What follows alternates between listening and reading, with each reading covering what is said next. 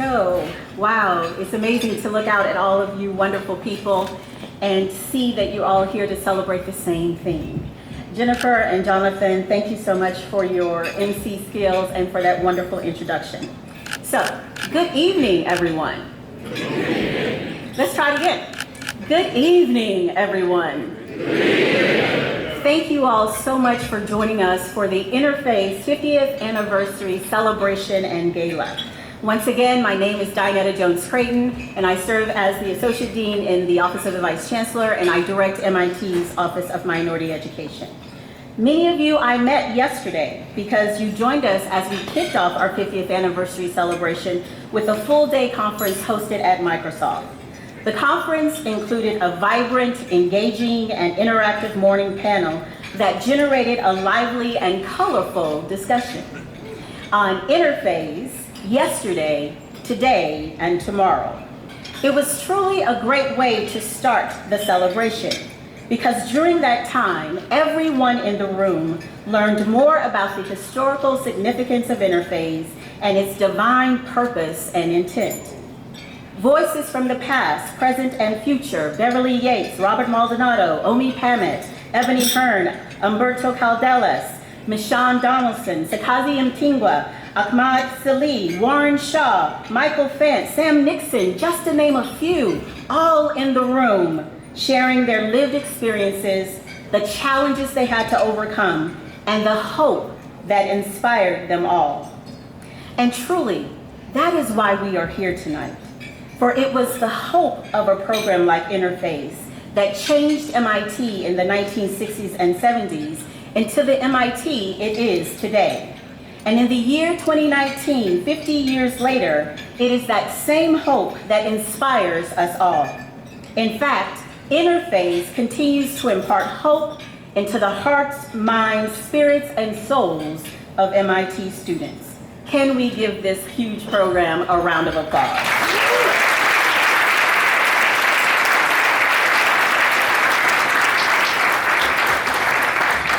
Tonight, I imagine that I am facing the same dilemma that OME directors before me have faced. How do we sum up the incredible history and progress that has grown out of the pioneering work of what was first Project Epsilon, then Project Interphase, then Interphase, and is now Interphase Edge, empowering discovery, gateway to excellence? Well, we're going to try to do that tonight by allowing you to hear from people who can share both the historical and current context of Interphase throughout the evening. After all, we have so many people here tonight who have influenced and impacted Interphase, including Dr. Shirley Ann Jackson, whom we'll be honoring tonight. She will walk us through her lens on the Interphase experience. We have Professor Wesley Harris, the first director of the Office of Minority Education, and many of the OME directors who followed after him, including Dr. Clarence Williams, who highlights Interphase's history in his phenomenal book, Technology and the Dream. Dr. Jim Gates, who is both an OME director and a member of the first Interphase cohort, and I think one of the first Black physics math professors at MIT. Come on now.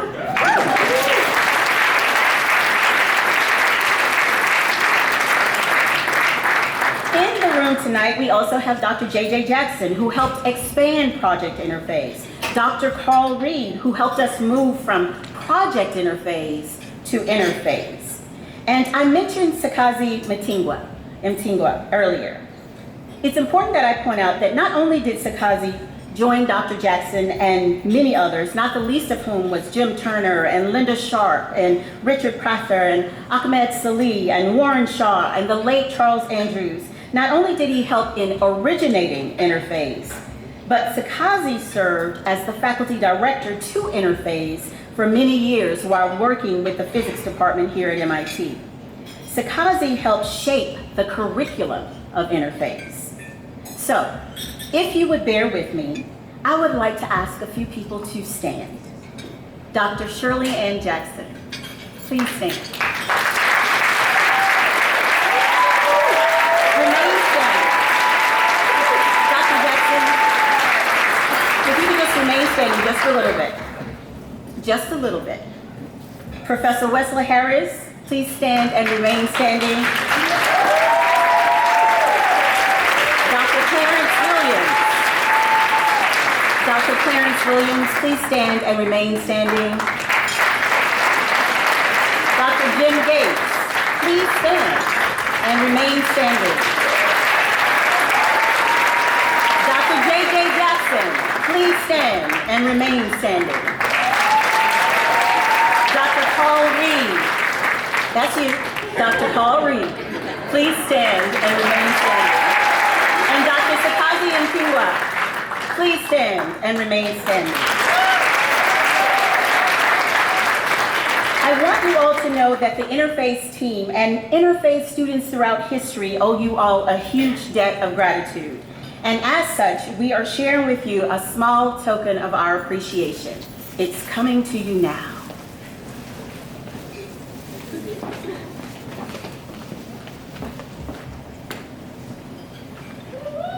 Yes, give it up for them.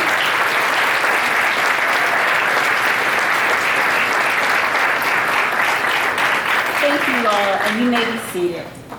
Again, Interphase has this rich history, and there are so many people who have made a difference, and I won't be able to name all of them. I am thinking of folks like Jim Bishop and Mary Hope. Her daughter, Inez Hope Shaw, is here tonight, and Inez was an Interphaser. And I also know that while some of our peers and colleagues are no longer with us here on earth, we believe that they are here with us in spirits.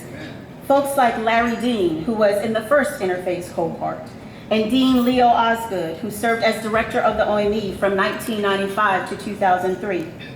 And of course, we remember, indeed, we shall never forget the contributions of Dr. Paul E. Gray, MIT's 14th president, whom we will also be honoring tonight. We are so grateful that his wife, Priscilla King Gray, is able to share this sacred moment in time with us.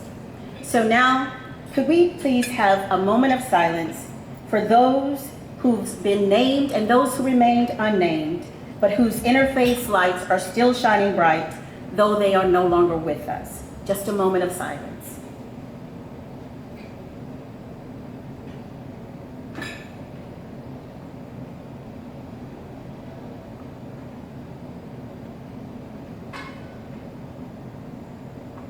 Thank you. Now, I think tonight there are close to 300 alumni, current students, industry partners, MIT staff and guests in this room. Look around. I'm looking at you. You look fabulous. Look at your neighbor. Tell them you look good.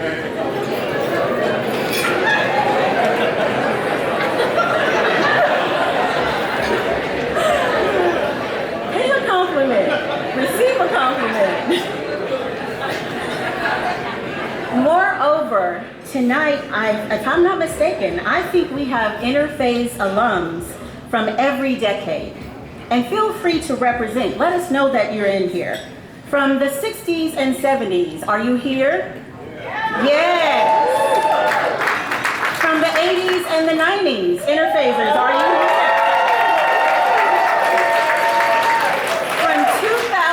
2010, are you here? And from 2011 to 2019, are you here?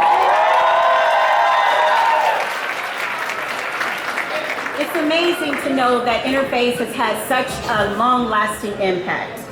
But I know that there are people in this room who were members of the very first Interphase cohort. Now, you know who you are.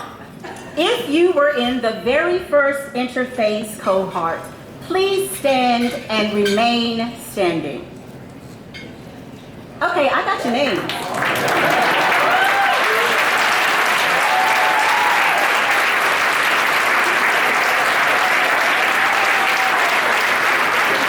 So these, look around, look at them. These are the pioneers who paved the way for us to be here tonight. They helped to start it all. And not only should we be giving them a huge round of applause, we owe them a huge round of thanks, right? Yeah.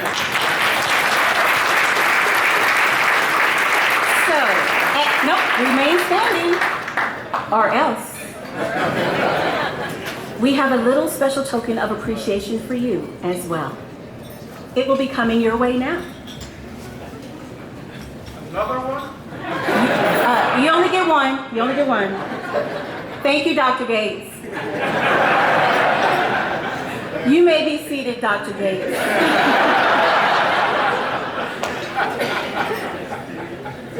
So, we have so many people and so many acknowledgments that I could give tonight, and I know from my heart that I cannot give them all. But I want you to, there's something that we say, charge it to my head and not my heart.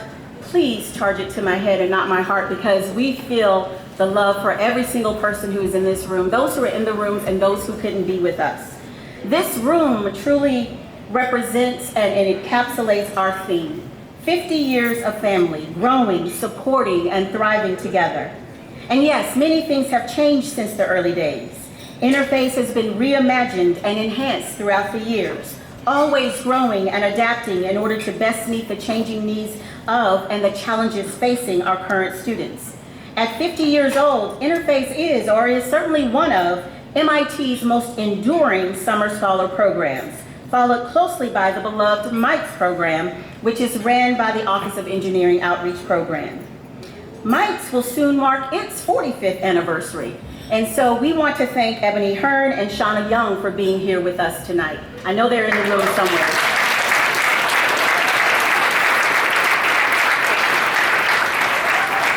Like MIT itself, innovation and experimentation helped Interphase thrive. This means that each year, each cohort has had a similar yet uniquely different experience. They have created their own culture within the Interphase culture, within the MIT culture. Yet, the transformative nature of Interphase and the community it creates remains the powerful force that undergirds its success. Interphase was my saving grace. People heard me, people saw me.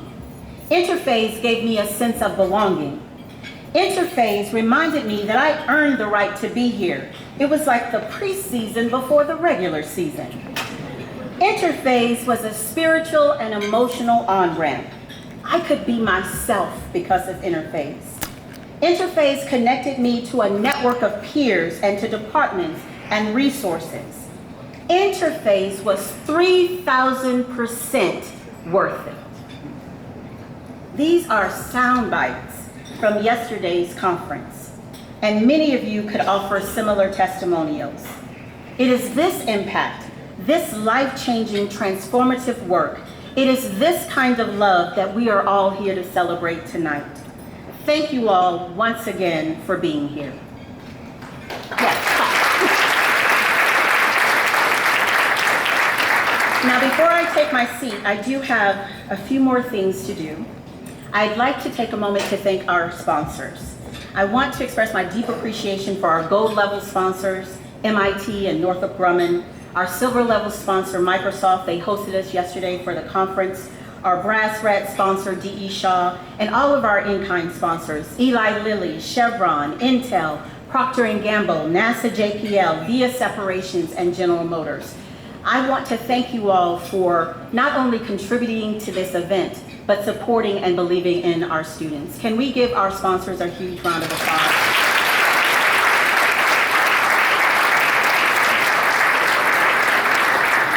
And before the night gets away from us, I just want to take a moment, and you can help me do this, to thank the OME team for all of their work bringing this weekend to fruition. Can we give the OME team a huge round of applause?